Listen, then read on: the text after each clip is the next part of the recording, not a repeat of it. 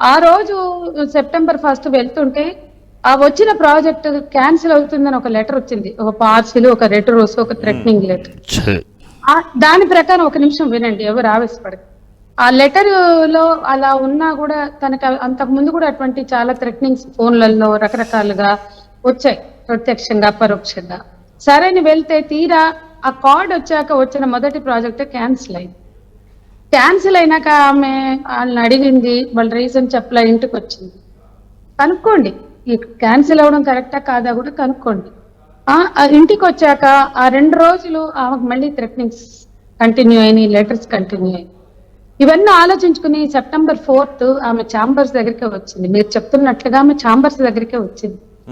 వాళ్ళు విన్నారు, అక్కడ ఉన్న పోస్ట్ కమిటీ వాళ్ళు విన్నారు, తరోగా విన్నారు. ఒక రోజు కాదు, 2 రోజులు విన్నారు, రాసిమ్మన్నారు. అమ్మాయి 36 పేజీలు లేఖ రాసింది.